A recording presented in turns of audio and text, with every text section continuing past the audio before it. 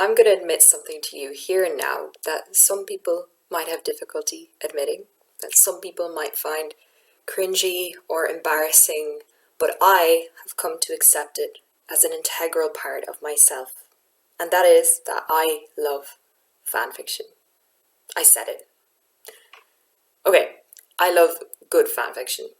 When I was younger, I really loved this fanfiction called The Life and Times, which was in the Harry Potter world, but set before Harry's born, during the time that his parents were going to school. The Life and Times was so well written that I used to feel angry at the unfairness of a world that would not let it be published. Because of course, fanfiction does exist in this legal grey area where, in terms of copyright law, it's not really supposed to exist at all.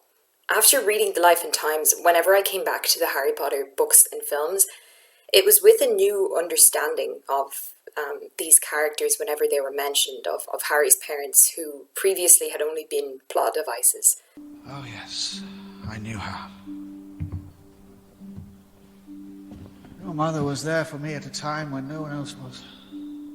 Not only was she a singularly gifted witch, she was also an uncommonly kind woman. They had become real people. And I would argue that this is what good fanfiction does, that it enriches your understanding of the source material and fits into that source material in an appropriate way.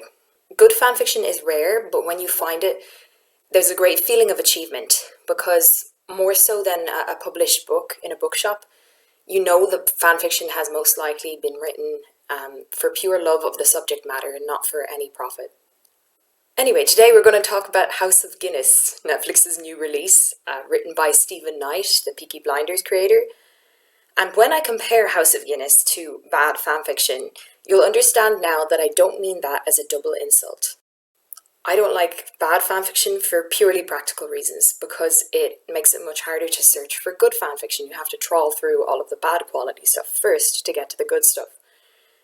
And for similarly practical reasons, I don't like House of Guinness, because as an Irish person living abroad, I know I'm going to have well-meaning people coming up to me recommending this show, and instead of lecturing them on its various shortcomings, I thought it would be more efficient to just make this video and be able to direct them to it.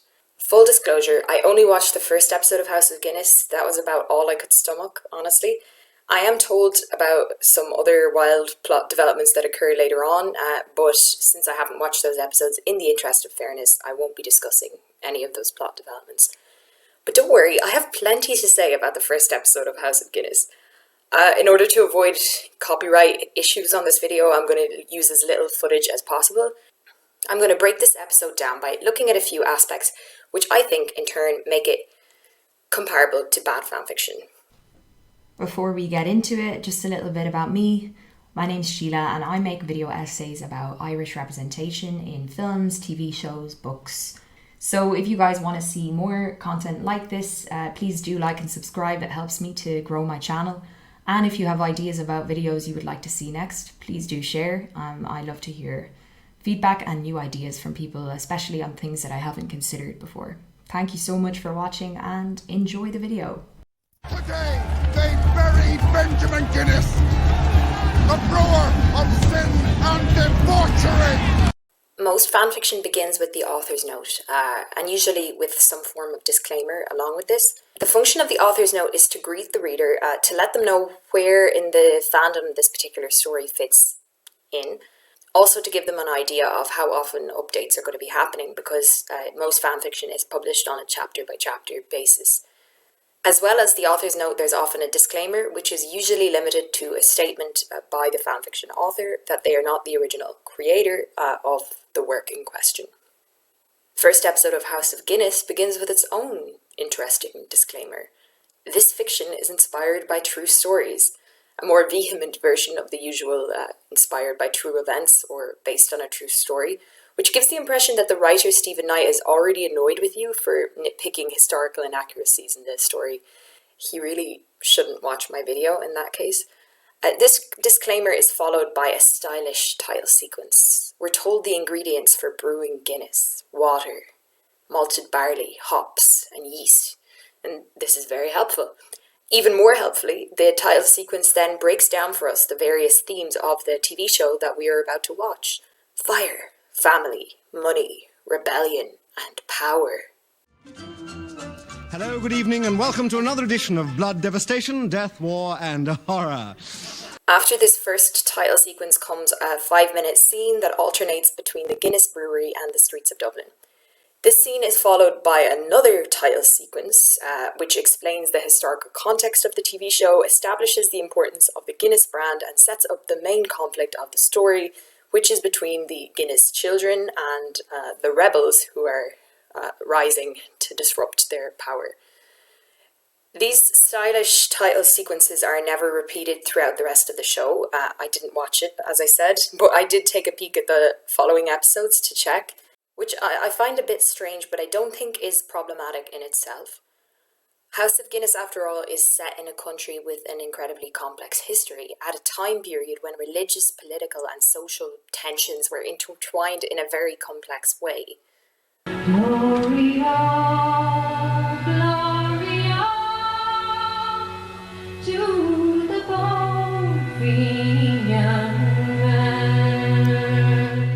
I think that many Irish people would find it difficult to explain what was going on in Dublin in the 1860s.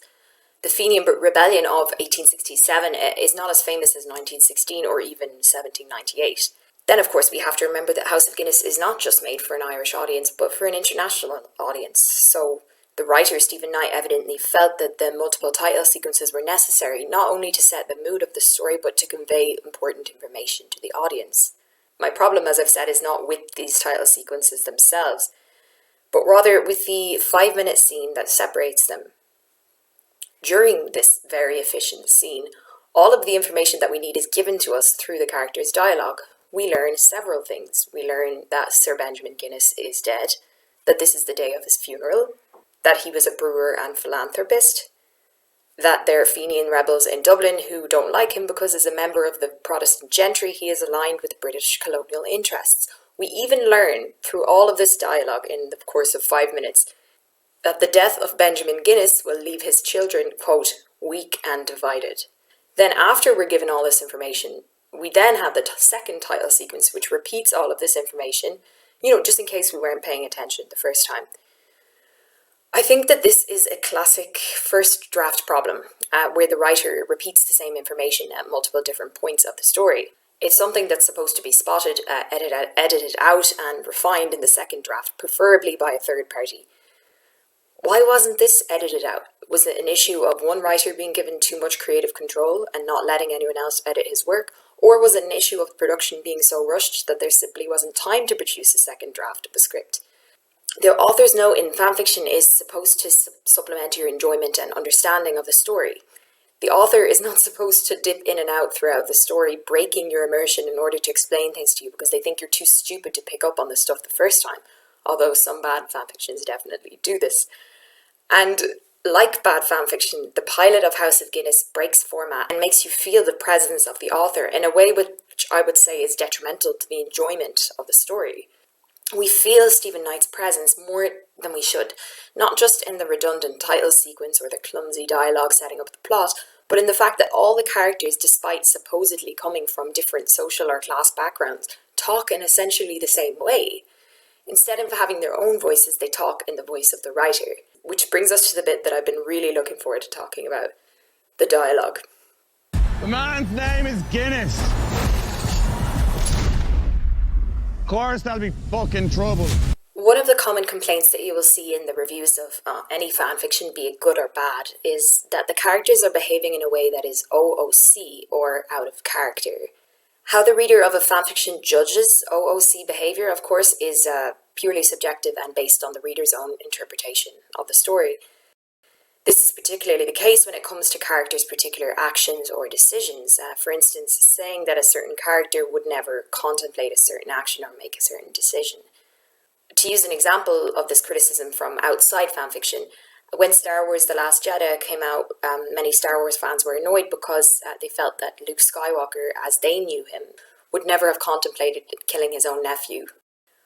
I'm not about to get into a debate on The Last Jedi, but I think it would be certainly fair to say that some Star Wars fans felt that the sequel trilogy portrayed Luke Skywalker in a way that was OOC, out of character. But there are less controversial ways of judging OOC behaviour. It might be open to debate whether or not a character might contemplate a certain thing or take a certain decision. However, the way that a character speaks is more concrete. If a character uses vocabulary that is not appropriate to their age, background, or culture, this is easier to pinpoint as OOC. One of the annoying things about Harry Potter fanfictions and reading these when I was younger was that many of the fanfiction authors were Americans writing about British boarding schools, and their level of knowledge of the culture they were writing about really did vary. Even in some of my favourite fanfictions, like the one I've mentioned, The Life and Times, this could often happen because the writer of that fanfiction was also American. But she at least seemed aware that she wasn't writing about an American high school, and she made some attempt to, introduce English slang into her character's dialogue, which I appreciated. Speaking of American high schools, is there any other setting in a story in which the word bonehead would believably be used as an insult? I'm asking because in the pilot of House of Guinness, Ellen Cochrane, an Irish woman living in Dublin in the 1860s, refers to her brother as a bonehead. Fists and fires have gotten us nowhere. Think. Come with me, you bonehead. And there are many things that I could pick apart about this particular scene between Ellen and her brother, which, by the way, is their introductory scene in the story. There's the fact that the characters who are brother and sister address each other as brother and sister, the way real-life brothers and sisters do when they're talking to each other. There's the weird sexual tension between Ellen and her brother. Tell me I'm not the only person who noticed this. And we're not even going to talk about the content of their conversation itself and how little sense it makes for Ellen to be plotting against the Guinnesses. Let's leave that till later. Let's just focus on that word bonehead, which occurs not once but twice in the course of this conversation. We know that Sir Benjamin's death has given us an opportunity. Do you have a match? Not for lighting barrels, you bonehead. What is the explanation for this? Was Stephen Knight watching a lot of John Hughes films when he wrote the script for House of Guinness? Or does he actually think this is how Irish people talk? Has he ever actually met an Irish person? If you're a fan of House of Guinness, you're probably getting a little impatient with me around about now. Is this really important, you might ask? So the dialogue is unrealistic and just bizarrely incongruous. What does it matter if the story is entertaining and if it gets more people to learn about Irish history by having dialogue that's more accessible? Look, I'm all for updating the dialogue in a story, in a historical setting to make it more accessible to a modern audience. If a writer wants their TV show to have broad appeal, to be successful and easily digestible, sure, update the dialogue. You don't have to have your characters speak in the way that people in 1860s Dublin would have spoken, which at any rate we can only guess because we don't have recordings from that time. Fair enough. But dialogue, even if it is updated for a modern audience, still needs to have its own internal logic. It needs to be appropriate to the setting and context of the scene. What do I mean by this? To explain, let's take a look at a scene from the pilot episode of HBO's Succession. Look, I'm really sorry, but it looks like there's an issue. Come on, I came all the way up here, dude. Yeah, I'm sorry. Dude. Okay. So in this scene, Kendall, son of Logan Roy, the media mogul, is discussing a potential merger with a media startup when everything goes wrong. In this exchange, we see that Kendall is trying to relate to the CEO of the startup by using street slang. But since he can't quite pull it off, he ends up coming across less as relatable and just more plain ridiculous. So already the dialogue is showing us important things about the characters, namely Kendall. That he is apt to misjudge or misread people, that he struggles to take command of a situation where in theory he should be in control. Since Kendall is the heir apparent to Waystar Royco, his father's company, this introductory scene is setting up one of the main conflicts of the whole story. Will Kendall live up to his father's expectations and prove a worthy successor? But we're not directly told about this conflict the way we might be in House of Guinness. Today, they buried Benjamin Guinness, the brewer of sin and debauchery. Instead, we're shown it through Kendall's various blunders. The dialogue is also realistic and appropriate to the setting. Lawrence Yee, the CEO of the startup, remains polite and non-confrontational with Kendall during the meeting itself. But once Kendall has taken him aside after the meeting to ask him his reasons why he is refusing the merger, the CEO lets loose and shows his real dislike of Kendall. Hold up. You get the message? What? I'm not letting you Neanderthals in to rape my company. Ever. I'm sorry. So we get more exposition here. We learn that the Roys are powerful in the industry, but out of touch. This exposition is all the more effective because Kendall is learning this information at the same time as the audience. He didn't realize that people saw his family and his father in this way. Much of the dialogue in House of Guinness doesn't feel appropriate to the setting or character, even when we leave aside historical accuracy. You think there'll be trouble today? The man's name is Guinness. Of course there'll be fucking trouble. Would a man who has loyally worked for a family for 20 years speak so openly about their tendency to cause drama in front of an underling, no less, and in full, plain hearing of everybody in the brewery? No, but it makes a good soundbite for the trailer. Would an intelligent woman who was planning to outmaneuver her siblings in a bid for their late father's legacy openly announce her intention of doing so in front of everyone? Reverend Grattan, speaking for myself, I have every intention of using all of my influence to ensure that the good works and charity for which the Guinness family is famous will continue. But the biggest problem with the dialogue in this show, in my view, is its lack of variety. Everyone is equally foul-mouthed. If the characters in a story are supposedly from different class backgrounds, they probably shouldn't all speak in the same way. Moreover, if the story is explicitly about the conflict between these different class groups, which I know for a fact because the author told me so in the title sequence, then the opportunity is right there to distinguish the characters from each other through their use of language. So why not take it? You don't fucking think, brother. Who the fuck are over a Dagda? The man's name is Guinness. Of course there'll be fucking trouble. I don't have a definite answer for why Stephen Knight portrayed his characters in this way, but I do have my suspicions. In his review for the Irish Times, journalist Ed Power points to Stephen Knight's, quote, rudimentary understanding of Irish history as the main problem with House of Guinness. Quote, he also has a stunning lack of appreciation for who the Anglo-Irish were and where they fit or didn't into Irish society. Tonight, all the Irish seem much the same. The Guinness dynasty and their peers are just that little bit posher. So in a story purporting to be about the hostility between the Protestant ascendancy, represented by the Guinnesses, and the oppressed Irish Catholics, represented by the Fenians, the writer himself sees these groups as essentially the same. Which brings us to the question of setting. Welcome to my favourite place.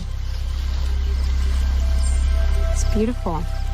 One of the stranger aspects of reading fanfiction, especially if you're not used to it, is that because the author is working with a pre-existing property, and therefore with the ready-made characters and setting that come along with this property, the writing can feel quite stripped down. It's often devoid of description, with the story being propelled by dialogue or by characters, more so than by the character's environment or by external factors. In bad fanfiction, where the author has done little to no world building at all, this can result in the reader feeling quite disconnected from the world or even disoriented. One example of this, which I particularly enjoy, is in the After film series. The After films are based on books that were in turn based on One Direction fanfiction. They were essentially fanfiction with the serial numbers filed off, which is what occurs when a writer, in order to make her fanfiction legal, changes the names and details in order to avoid copyright infringement. And yes, this is One Direction fanfiction. Fanfiction about real people, called RPF, also exists and does come with its own set of ethical concerns. Hi. Hi. I can't stay away from you. What? The characters in After move through a world that feels strangely sterile and lonely. Apart from Tessa, the bland main character, and Harden, the Harry Styles stand-in, None of the characters get any development. The main setting of the story for the first film is the university that the characters are attending, but rather than feeling like a world that the characters inhabit, it feels more like something that was created to accommodate them and their movements, because it was. The main drive of the After series, and I would welcome any After fans to please argue with me in the comments for this video, is the wish fulfillment of attending university with Harry Styles and having him fall in love with you. The setting of House of Guinness seems to have been created in a similar way, minus Harry Styles, of course. It feels to me at least like the premise came first and the setting came after. And the premise of House of Guinness is of course very similar to that of Succession. So is this how House of Guinness came about? Wouldn't Stephen Knight, riding high on the success of Peaky Blinders and Netflix eager to rival HBO's success with Succession, have made the perfect match? Was a historical Irish setting just one of many options that they ended up choosing for this story? To be fair to Stephen Knight, and this is probably the only time in the video where I'm going to be, the story of Succession does lend itself very well to a historical setting. Succession has echoes of King Lear, the aging king dividing up his kingdom and each of his children fighting for a portion of it. The actor for Logan Roy, Brian Cox, even played King Lear on stage before. And the theme music of the TV show also underlines this duality. The composer Nicholas Britell uses classic harmonies and hip-hop beats to give a sense of the timelessness of the story. But aside from its score and its stylish title sequence, Succession is really quite restrained, and in some ways unambitious as a story. There are these lavish sequences on yachts, there are episodes where the characters are transplanted to another setting, but mainly the show centres itself around people talking in rooms. We saw in the last section just how effective these dialogue-heavy scenes can be. Jesse Armstrong, the creator of Succession, used similar techniques in TV shows like The Thick of It, really focusing on dialogue and using it to portray the ironies of the character situations. Succession is a satirical comedy about the power struggles at the very top of the media conglomerate. It makes fun of doublespeak and corporate buzzwords, all strategies used by media companies such as the fictional Waystar Royco to, quote, control the narrative. And here spelled H-E-A-R. We're here for you? That's just gibberish. We're here for you. The profanities used by the characters in Succession surprise us because these same characters are fluent in these buzzwords and in this corporate doublespeak. When they brainstorm about how to solve some problem, we get a glimpse behind closed doors, a look at the inner workings of a corporation, and the lack of imagination shown by the characters, exemplified in their frequent cursing, amuses us because it jolts us into reality. 3. Power of 3. Interesting. Can we think about it? Yeah, of course. I thought about it. Fuck you. But when that same irreverent tone and brisk pace that is so characteristic of Succession is translated to House of Guinness, does it work? Oh, fucker over in Dagda. In Irish mythology, they are brothers, sons of a god. One can be trusted, the other cannot be trusted. I don't think it does, because these are features of a satirical story, and satire requires a basis of knowledge about the subject matter. A pigeon just flew past my window, that's why I got distracted. Stephen Knight doesn't know enough about his chosen setting, 1860s Dublin, to be able to write a satire about it. So that irreverence and cheekiness feels out of place in a story that in other parts opts for cheap drama, inventing a fictional funeral mob that never happened, instead of showing, I don't know, the Fenian uprising that the story is supposed to be about. And then, to go along with these out-of-place satirical elements, there's this strange romanticization of certain characters. For example, the Fenian woman, Ellen Cochrane, who's dressed like a 21st century time traveller who just landed in 1860s Dublin and is trying to fit in. Actually, that's a TV show that I would definitely watch. In reality, the Fenian Brotherhood, more formally known as the Irish Republican Brotherhood, or the IRB for short, had had a failed uprising in 1867, the year before Benjamin Guinness's death and the start of House of Guinness. By 1868, the founder of the IRB, James Stephens, had been forced into exile, and many of the Fenians had been imprisoned. So organising mobs to disrupt the funeral of a rich brewer wouldn't exactly have been high on the list of the rebels' priorities. The Ladies' Committee of the IRB, which had been established in 1865, played an important role During this time, in the absence of Stevens and other exiled leaders after the failed uprising, among their many tasks would have been organising fundraisers for the movement, visiting Fenian prisoners and their families, carrying messages to the exiled leaders, and publishing reports on prison conditions in the Irishman newspaper. Ellen Cochrane, if she had existed in real life, though I don't think anyone resembling this woman has ever existed at any point in history, would have been engaged in this kind of work. In the 2025 book, Guinness, A Family Succession, written by Arthur Edward Guinness, Benjamin Guinness is described at the time of his death in 1868 as, quote, the most successful businessman in Ireland, generous and wide-ranging in his philanthropy, civic-minded and now politically active. As an MP and a baronet, he was aligned with the British colonisers. So there is a kind of truth to the fact that the Guinnesses and the members of the IRB would at least have been spiritual enemies. But Stephen Knight takes it much, much too far with a contrived plot to bring all of these very different characters together. And because he can't write convincingly in the voice of the Anglo-Irish or in the voice of the IRB members, the setting feels empty, the message hollow. We get cheap thrills, violence, sexual intrigue, but this doesn't fill the void at the heart of the story.